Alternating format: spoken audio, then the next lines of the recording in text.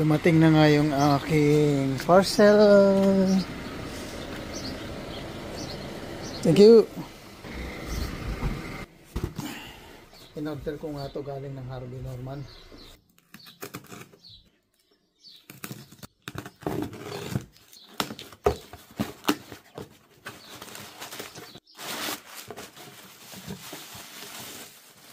Osmo Action 5 Pro.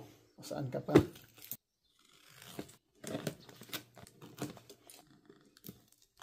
Dito na lang napupunta yung aking pera.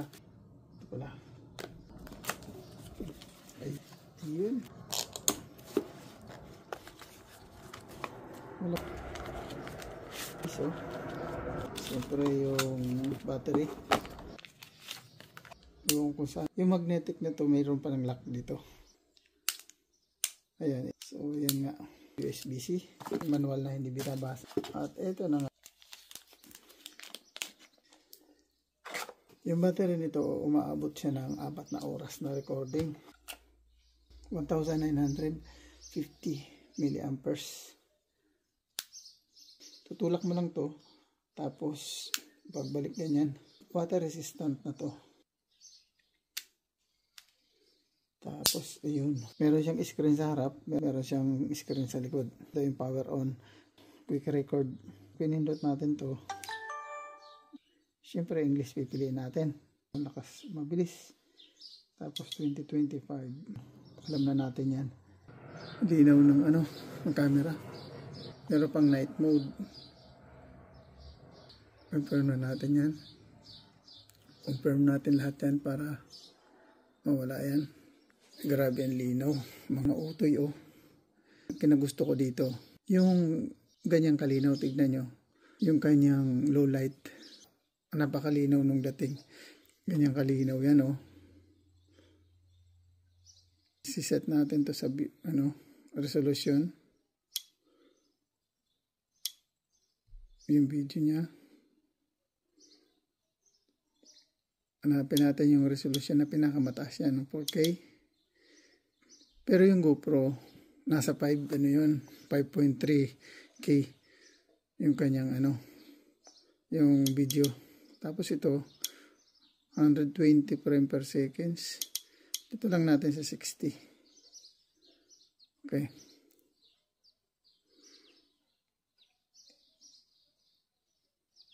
Yan. Okay. So ito nga marami siyang mga function.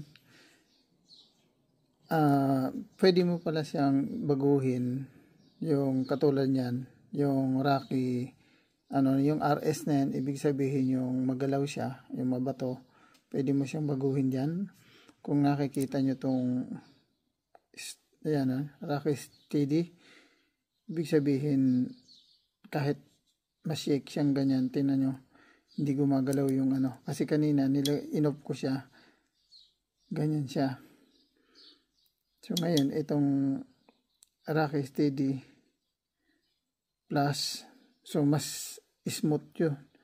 Lalo siyang mas ma-smooth yung Tapos dito naman meron siyang wide tsaka ultra wide na setting. Ayan, standard. Derap, ayan. So dito lang ako sa standard lagi. Kasi sa GoPro kasi iba ang term niya. Dito yung standard na yan. Bali naka-linear. Dito naman iba yung term ng kanyang So ito naman yung horizon balance. Balancing, so ibig sabihin ka. Ayan, basta kung alin ang gusto nyong setting. Pero ako mas gusto ko itong Rocky Steady na to. Kasi mas smooth siya diyan. Tsaka ang kagandahan dito, tingnan nyo. Yung niya, yung 4K, naka 60 frames second.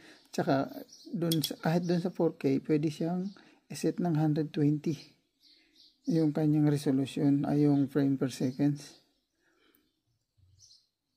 So, yan nga ang kagandahan nito. So, ibig sabihin, mas smooth ito. Susubukan natin lahat itong mga setting na to. I-video natin. Ito bali yung naka-off yung kanyang stabilizer. Magalaw siya, di ba? Ito yung naka-horizon balancing. CD Rocky.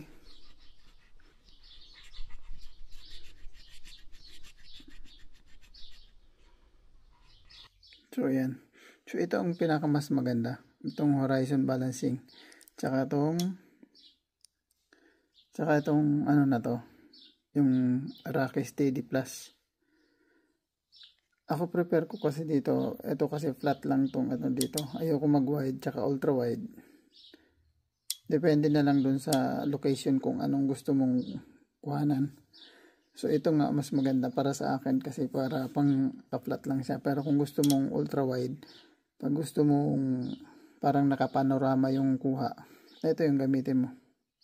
So ako dun lang muna ako sa prepare na ano. Dito na ako sa standard.